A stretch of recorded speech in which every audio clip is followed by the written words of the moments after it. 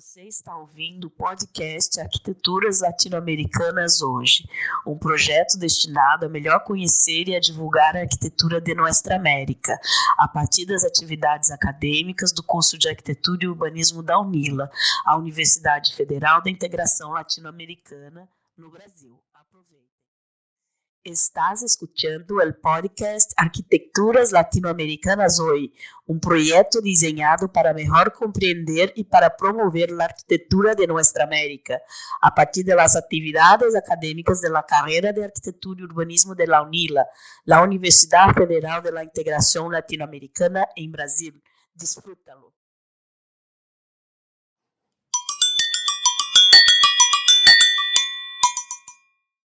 Estamos aqui então com o professor Thiago Bastos, professor efetivo do curso de Arquitetura e Urbanismo da UNILA, formado na Universidade de Juiz de Fora, mestre em Arquitetura e Urbanismo pela Universidade Federal Fluminense e doutorando no programa de pós-graduação em Arquitetura e Urbanismo na Universidade Federal da Bahia. Bom, professor, então para a gente começar, você contar para a gente um pouco sobre a sua trajetória acadêmica e profissional, como que você se interessou por esses temas que você trabalhou e também que são temas de ocupação, de autoconstrução, enfim. Como surgiu esse interesse? Se foi na graduação, se foi depois? Eu fiz graduação na FJF, entrei muito cedo, né, com 17 anos na faculdade, com muitos estudantes aqui também, né. E, bom, eu sempre tive um interesse, assim, em atuações políticas em geral, desde o ensino médio, e queria dar ter alguma contribuição na sociedade mais forte, assim, né? E aí, quando eu entrei no curso de arquitetura do FJF, inicialmente eu fiquei um pouco...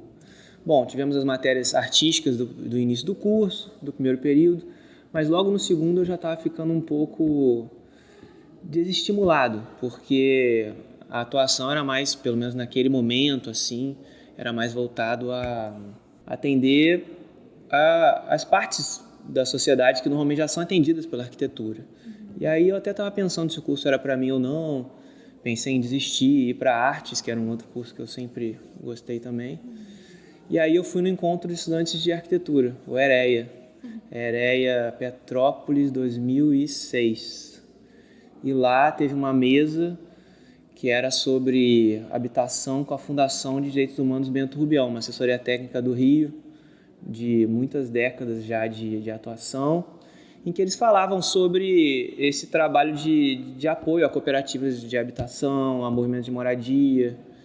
Eu tinha 18 anos, eu pensei, poxa, aí está uma área da arquitetura que eu me empolgo, posso fazer. Tinha entrado no movimento estudantil, a gente estava até pensando em montar um encontro em Juiz de Fora também, começamos a discutir com essas pessoas, conhecemos gente do Rio que trabalhava com isso. E aí, anos depois, eu acabei trabalhando nesse lugar, na Fundação de Direitos Humanos Bento Rubião, no Rio de Janeiro. Foi meu primeiro emprego, inclusive. Bom, e para contextualizar quem está escutando esse podcast também, você podia abordar mais um pouquinho aprofundado sobre esse tema de autoconstrução, também a importância que você acha dessa temática para o desenvolvimento urbano e também como que ele vai se diferir de outras formas de construções habitacionais, de produção de habitações de interesse social.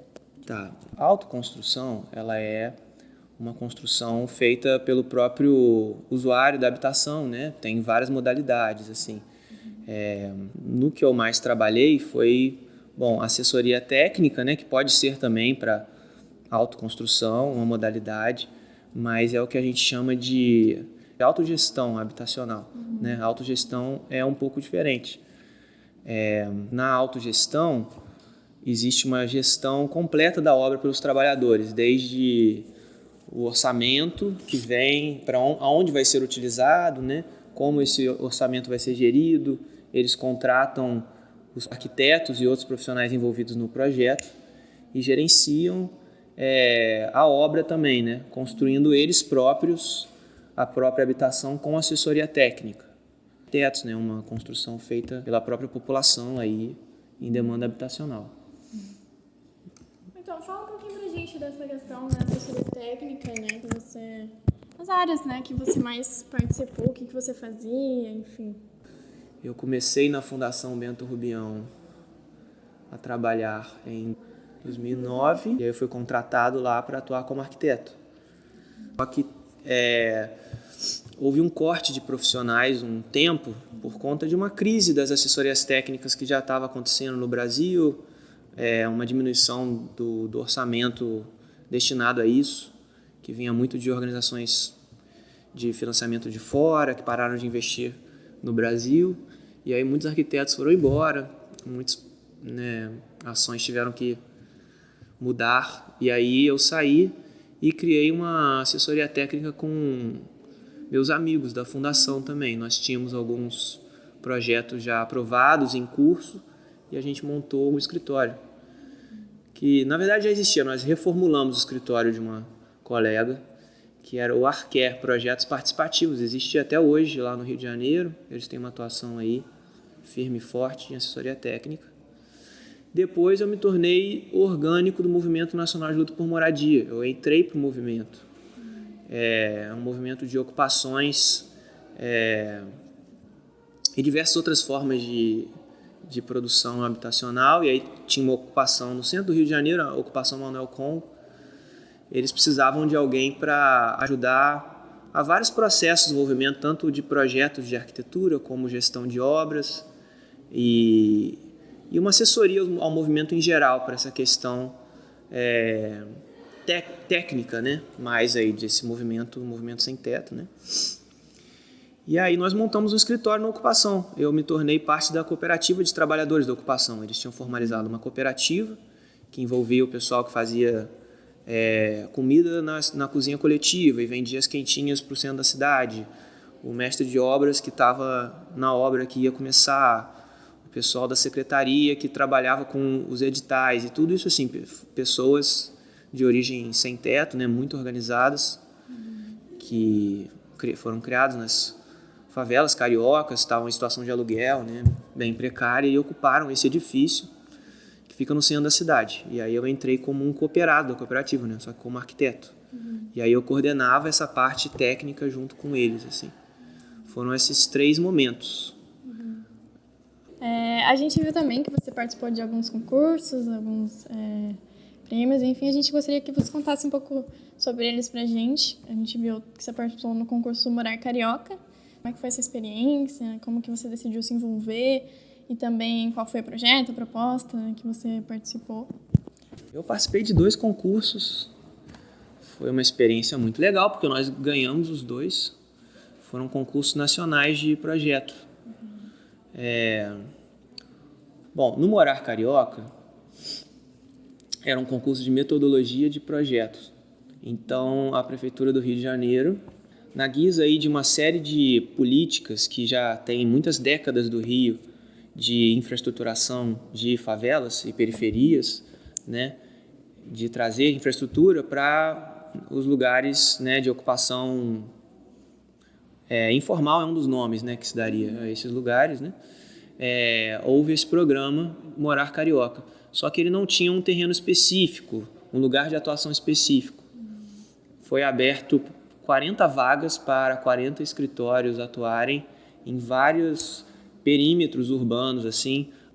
Nós juntamos um grupo que tinha algumas pessoas da Bento Rubião com um escritório particular que organizou pessoas de várias partes do mundo para fazer uma proposta aí de metodologia.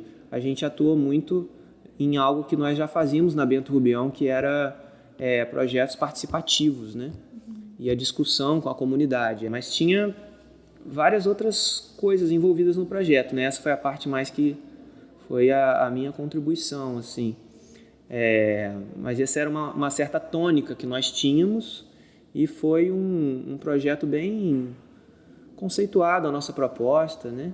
Tanto pela parte do conteúdo dela, como também gostaram muito das nossas imagens e circulou por vários jornais aí que estavam falando sobre o projeto, né? Do mundo, assim. A segunda foi o Renova São Paulo. Renova São Paulo é um projeto de infraestruturação de favelas também, que ocorreu em São Paulo, mais ou menos nessa década de 2010. Não me lembro do ano exatamente, acredito que foi 2012. Nesse também nós juntamos uma equipe bem pequena, na verdade, de pessoas que se conheciam na Bento Rubião, vários jovens aí, de 23, 24 anos. E a gente, surpreendentemente, no meio de muitas figuras aí, nós ganhamos. E uma coisa que foi um diferencial foi justamente a nossa abordagem também de a construção dessa metodologia de participação popular no processo, que veio do nossa experiência na Fundação de Direitos Humanos. O prêmio era a contratação e eles contrataram a gente. Foi no período em que a Bento Rubião entrou em uma certa crise financeira, né? E aí demitiram alguns arquitetos, e aí a gente montou um escritório para dar conta desse projeto e de outros aí que a gente também tinha de assessoria técnica.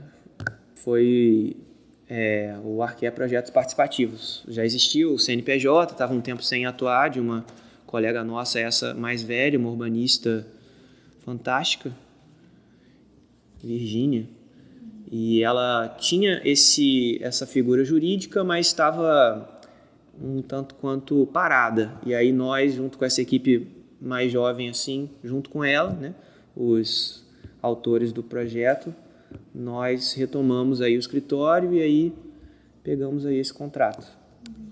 Bom, nós tínhamos um acúmulo muito grande de experiências de infraestruturação em favelas no Rio de Janeiro, né, de muitas décadas. Lá em São Paulo, o lugar que a gente entrou para atuar já tinha sido removido umas 3 vezes, tinha tido incêndios lá que também destruíram a comunidade e tinha tido uma remoção recente. Quando nós chegamos falando que ia ser um projeto de infraestrutura, né, na favela, que a gente queria a participação popular, queria juntar a galera para discutir os problemas, eles estavam muito reativos, porque eles viam já a prefeitura como esse trator que trazia aí a desapropriação, né? Como é que era esse contato com a população? Como que isso afetava também o resultado de projeto de vocês? Bom, são muitas frentes diferentes, né? Eu atuei em projeto de arquitetura, projeto urbano também, o Novo São Paulo era urbano. Lá na Bento Rubião nós fizemos muitos projetos de habitação, assim, coletiva, de assessoria técnica. E eu acho que o protagonismo popular ele é central porque, bom, dando uma resposta sobre autogestão em geral, né, por que ela é um modelo importante de habitação que deveria ser expandido bastante no Brasil. No Uruguai já teve um grande tempo em que isso era uma modalidade, né, muito importante, né, tem uma grande relevância até hoje aí. Outros países têm experiências aí maiores que as nossas, mas a autogestão, e aí eu vou responder tanto na minha experiência como da produção em geral, né, quando ela é feita direitinho, com protagonismo popular, com assessoria técnica,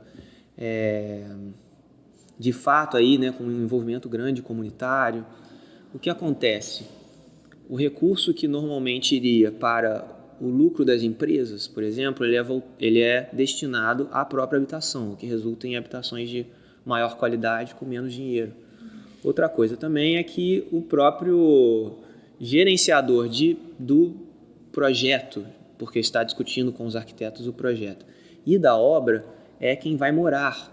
Então é a parte mais interessada, né, para produzir aquela moradia da melhor maneira possível, né, e mais com a cara da comunidade possível também, né, ainda mais se for facilitada aí por um processo aí de diálogo de saberes de fato com o grupo técnico que está ali presente, né? Então resulta em geral em moradias de muita qualidade em um meio extremamente árido, assim, escasso, né, em soluções como é a habitação aí para os setores mais desfavorecidos aí economicamente, né, da sociedade, porque com o mesmo recurso que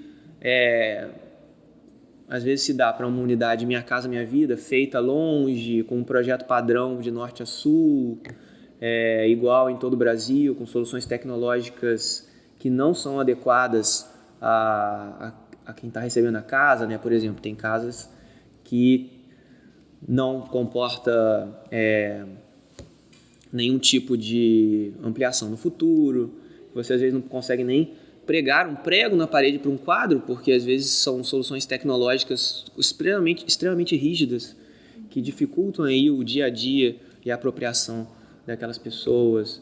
As soluções de gestão condominiais também, que muitas vezes desmantelam aí, né, com todo o modelo habitacional as redes de sobrevivência locais, as teias de convívio que permitem aí aquelas pessoas levarem suas vidas da melhor maneira, da maneira possível, na verdade, né? Da maneira possível. E aí a autogestão, ela produz, com esses processos de construir a casa com protagonismo, também se gera uma grande coesão comunitária também, né? Aquele coletivo vai se fortalecendo os seus vínculos comunitários, vínculos de solidariedade e às vezes de questões práticas da vida mesmo, gestão de emprego e renda, né, de organização política, ao menos em alguns dos processos que eu acompanhei. Isso é muito diferente em todo o Brasil, assim. Também resultam casas e conjuntos assim que são melhor gerenciados porque passaram por esse processo, né, comunitário, e tem mais a cara da comunidade, das pessoas que vão morar lá porque elas tomaram as decisões importantes em todo o processo. E nós, como arquitetos também, a gente aprende muito, né? Eu não tive a formação que vocês estão tendo. Voltando aí ao início da entrevista, eu estava desanimado com o curso quando eu estava no meu terceiro período, que eu achava que eu ia fazer casas de condomínio para pessoas ricas ou, enfim, edifícios que são mais comuns no mercado imobiliário, que você, né, tem que reproduzir soluções, e isso me deixava um pouco desanimado. Assim, eu não tinha as ferramentas necessárias para atuar naquela situação, né? Então é algo muito importante para a gente, inclusive, ao menos a geração que se formou na universidade em que eu conheci, né? A gente descia muito da arrogância do que é o saber técnico sobre habitação ou sobre a solução daquele lugar para aquelas pessoas. Sem o diálogo, é completamente impossível chegar à solução mais adequada de projeto, que é necessária, importante, né, para as pessoas daquele contexto habitacional. Então, assim, para nós também, nós aprendemos muito assim, nessa troca, né? Fora dos conteúdos aí, ao menos da formação que eu tive na época, né, um pouco mais mainstream assim, da arquitetura. Então eu acho que é isso, e que a habitação tem muito a ganhar aí com essa aposta política da autogestão que existe, né, que devemos dizer está aí firme e forte no Brasil, apesar desses anos sem financiamento. Nesse contexto que a gente está das cidades, assim, que a gente vê cidades mercadorias, gentrificação, todos esses assuntos, qual que é a sua visão, as principais questões, os principais desafios que você viu e presenciou ao participar desses projetos, né, dessas questões, ao estudar essas áreas, especialmente nesse contexto urbano brasileiro que a gente está inserido hoje? Olha, a resposta, ela teria muitas respostas de muitas frentes diferentes, né? Eu não vou aqui tentar com a minha fala abordar, né, toda a complexa problemática habitacional do país aí, que tem vários contextos, né? Mas uma coisa que eu acho que é chave, e isso está nas lutas dos movimentos de moradia, né, ao menos em muitas palavras de ordem deles e nas diretrizes, né, históricas desses processos, eles sempre falam que moradia não é mercadoria, né? É a velha luta de muitas entidades, muitos órgãos, né? Desde a época da redemocratização, né? Conglomerando aí essas entidades aí de luta por moradia, que tem aquela velha palavra de ordem, né? A nossa luta é todo dia, moradia não é mercadoria. E aí eu acho que o que esses movimentos têm a a dizer de importante não está nas formas de acessar o mercado, e sim no mercado habitacional em si, de pensar um item tão fundamental à sobrevivência humana como a moradia. Ele não está incluído em direitos básicos, né? A gente pode pensar que não é uma realidade para todos os países, né? Mas aqui no Brasil nós já conseguimos entender, vislumbrar que a saúde é um direito universal, ou que nós temos que ter políticas contra a fome, que a educação também, né, como direito, ela não deveria ser uma mercadoria. Por isso vocês estão aqui numa universidade pública, né? E a garantia de um direito, ele logicamente passa por isso, né? De você desmercantilizar aquele setor. E na habitação não é diferente. Uma das raízes assim, né, desse problema muito grave é a ideia de pensar a habitação não como um direito, e sim como uma mercadoria, né? Recentemente,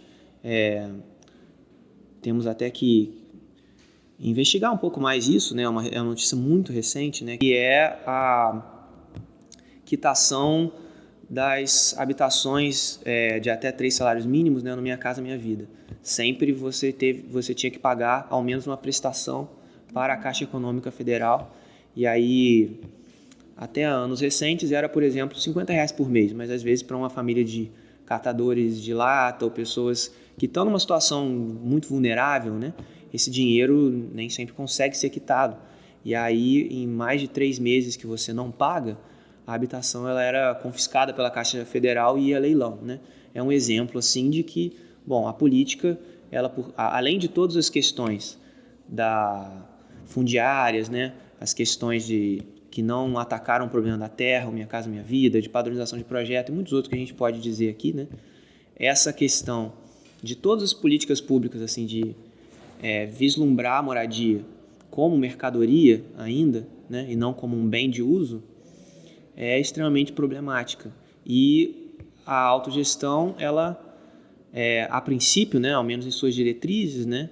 E em alguns movimentos, em alguns estados, eles tentam enfrentar esse problema, tentando sempre vislumbrar uma desmercantilização da moradia. Um dos caminhos para isso são as propriedades coletivas.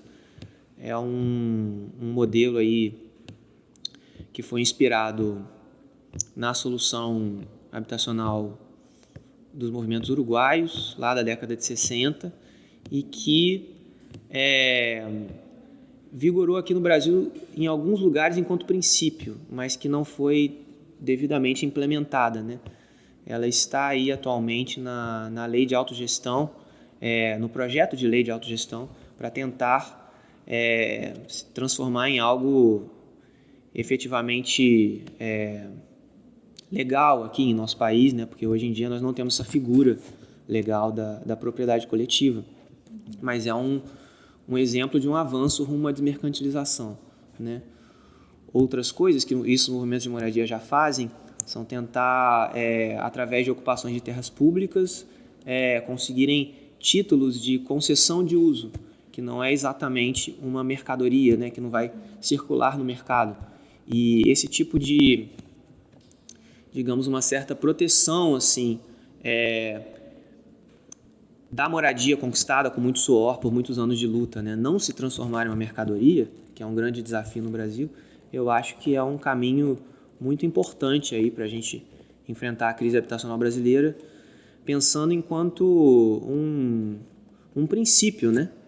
Nós pensarmos que a moradia enquanto direito, né?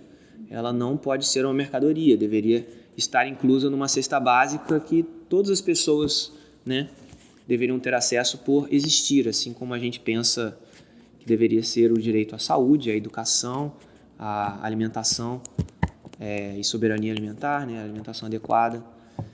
Então, eu acho que enquanto princípio, né, esse aí seria talvez algo norteador aí, né, um sul aí pra gente. Qual deve ser o papel da universidade nessa questão de direito à cidade, de acesso à moradia, talvez projetos, enfim, o ensino, talvez modificar o ensino. Essas coisas que você acha importante que talvez poderia mudar nas universidades atualmente, ou o que as universidades poderiam fazer para ajudar mais essa questão, né, da cidade, enfim. Bom, novamente, acho que é uma questão bem ampla, assim, mas a princípio eu acho que a gente tem que refletir sobre o quantitativo da sociedade mesmo, né? A parcela da sociedade que, em geral, tem acesso à arquitetura, né? Talvez aí numa outra edição aí desse áudio a gente possa trazer dados sobre isso, né? Eu não vim preparado com esses dados, assim, mas é uma porcentagem muito pequena da cidade que ela é efetivamente construída com alguma atuação dos arquitetos, né? Existem várias cidades do Brasil que mais de 80% da população está em territórios que o nosso saber não tem uma contribuição, né? Que ele não chega lá. Então, eu acho que, existem várias frentes aí. A Lei de Assistência Técnica, 11.888, né, de 2008, já faz muito tempo, ela pensava um pouco essa ideia do direito à arquitetura irrestrito, que haveria uma espécie de várias políticas públicas que vislumbraram isso em algum momento de uma maior ampliação do direito à arquitetura. E eu acho que as faculdades, em geral, né, de nossa área, elas ainda... Isso tem mudado,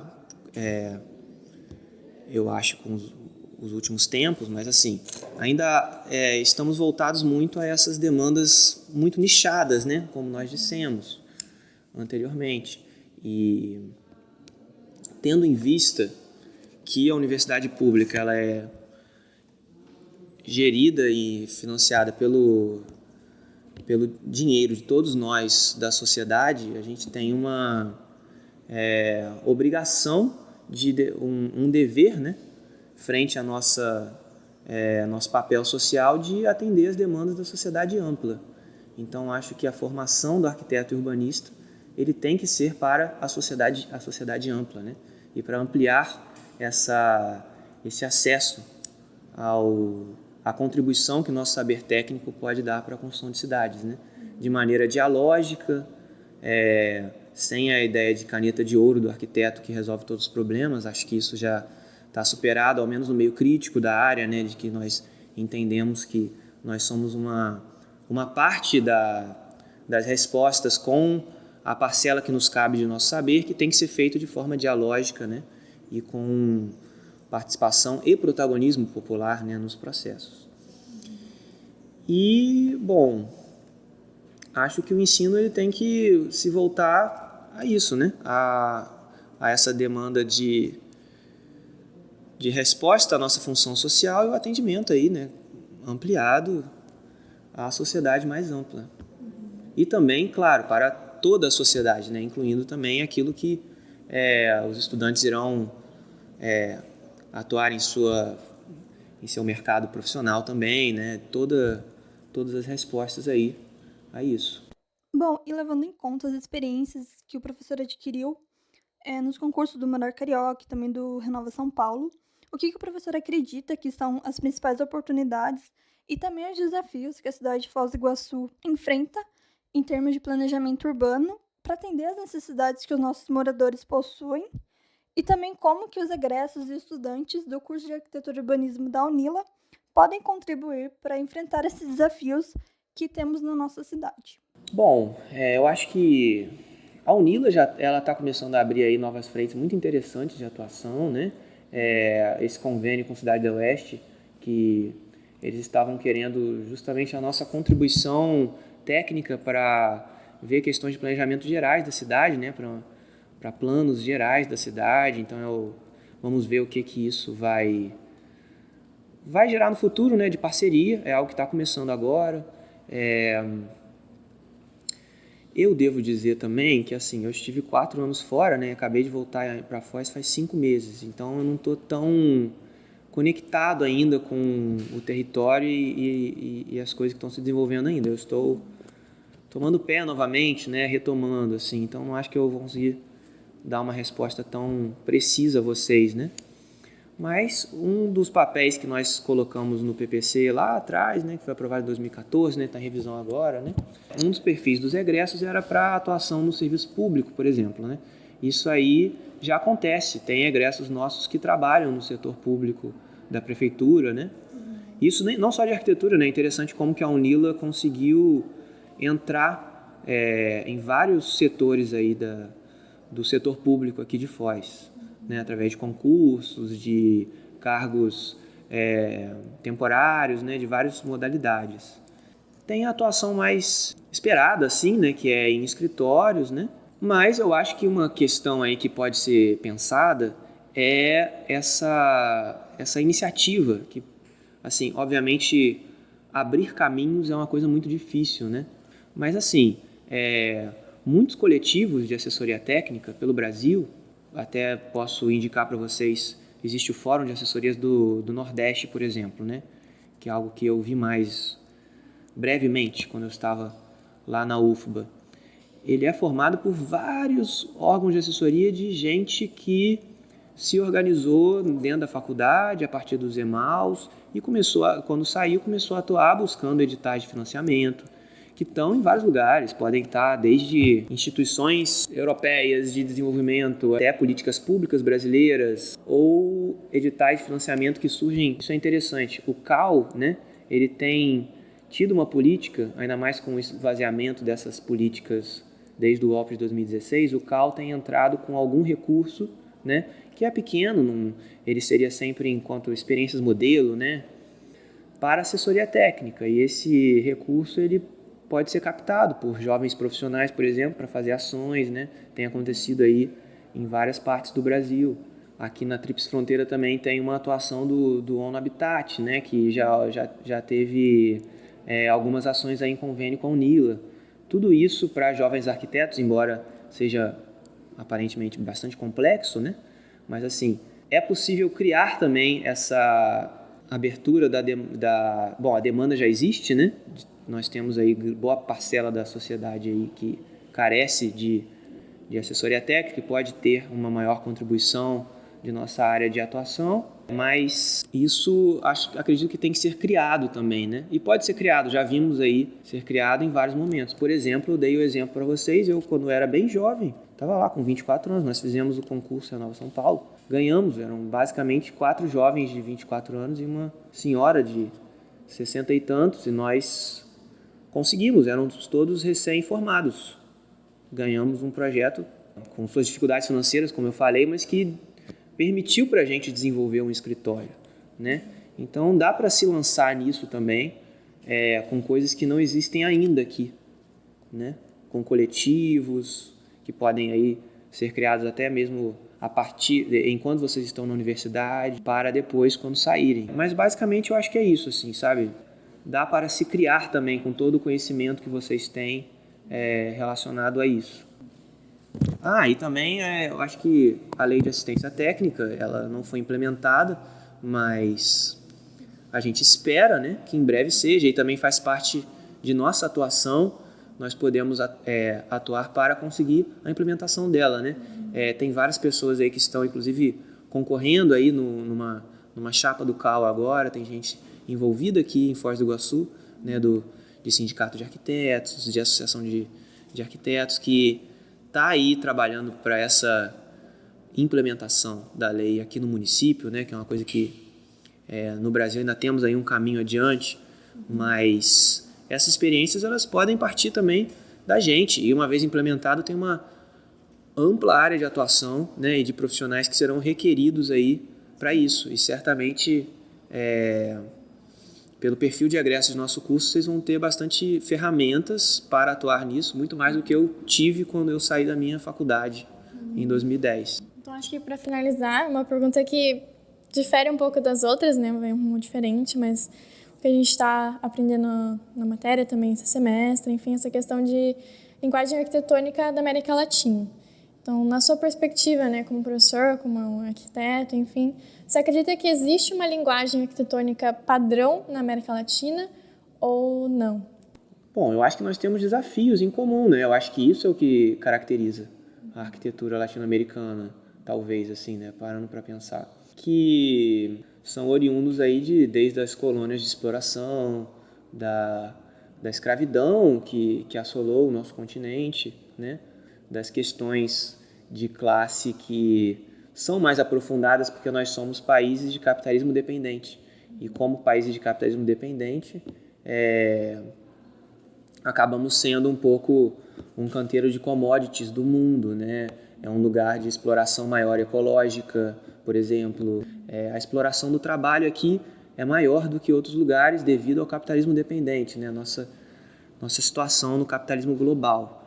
Então, devido a isso e a criação de um grande exército de reserva, né? Que seria o quê? Essa massa de pessoas desempregadas. Então, devido a isso, coisas como a que a gente estava falando, a cesta básica, por exemplo, da habitação, não cabem no salário do trabalhador, né? Justamente porque, para manter um exército de reserva grande, essa massa de pessoas que vão ter condições precarizadas de vida, para que se consiga ter salários mais baixos e conseguir com que a gente cumpra o nosso papel no capitalismo global, né? Para isso tem que se ter salários mais baixos, né? E devido a isso, né? E não só salários, né? Condições de trabalho, hoje a gente tem a uberização do trabalho, etc., nessa outra situação. E devido a isso, a habitação também vai ser precarizada, né? Por exemplo, então, o desafio que a gente tem da precarização da habitação, por ela não caber, né, nesse bolso do trabalhador, esse é um desafio comum à América Latina, né?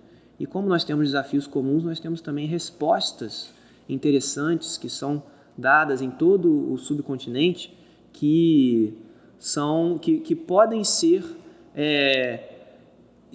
exportadas, intercambiadas entre nós, né?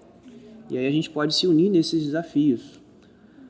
Nós temos também algumas características aí construtivas, né?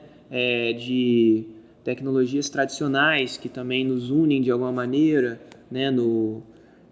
Possibilidades de usos de materiais, né? Cosmovisões que vêm junto com esses usos de materiais, e às vezes isso pode conter soluções que podem ser intercambiadas, né? Assim como a nossa resistência a essa exploração, expropriação do nosso lugar no capitalismo global, né? Ela tem que ser, possivelmente nós teríamos mais força, né? Coletivamente nos unindo. Eu acho que no enfrentamento a nossos desafios comuns também, né? Se nós tivéssemos compreensões mais ampliadas, né? Essa costura maior, tanto entre nossos desafios, as coisas que deram errado, as possibilidades de transformação, os casos bem-sucedidos, né? Nós conseguiríamos ter mais força para superar nossos desafios comuns juntos, né? Acredito que isso talvez seja aí algo que nos conecte aí em nossa área. São essas perguntas que a gente tem para você hoje. Interessante a gente aprender mais, né, sobre a sua trajetória, seus processos que você teve na sua vida profissional. É algo que a gente pode levar também não só para nós, mas como quem vai ouvir o podcast, né, nessa questão mais social da arquitetura, querendo ou não, né? E só acrescentando também, eu acho que é muito legal, a gente aprende muito ensinando, assim, é um privilégio muito grande poder trocar conhecimento com vocês constantemente, né? Nossa cabeça está sempre refrescando. É muito diferente ser um pesquisador que não dá aula e um pesquisador que dá aula, porque o intercâmbio com o estudante, ele oxigena as ideias, né? O que vem assim da juventude dos estudantes e dessa troca, né, em sala de aula. Essa entrevista foi gravada em outubro do ano de 2023 por mim, Kelly Giziur, e também pela discente Ariane Rubold, sob orientação da professora Andréa Mossab, sendo o trabalho final da disciplina Arquiteturas Latino-Americanas, do curso de Arquitetura e Urbanismo da Universidade Federal da Integração Latino-Americana. Agradecemos, sobretudo, ao professor Thiago Bastos por nos conceder essa charla e também por nos dar a oportunidade de debater tais assuntos que foram abordados no podcast.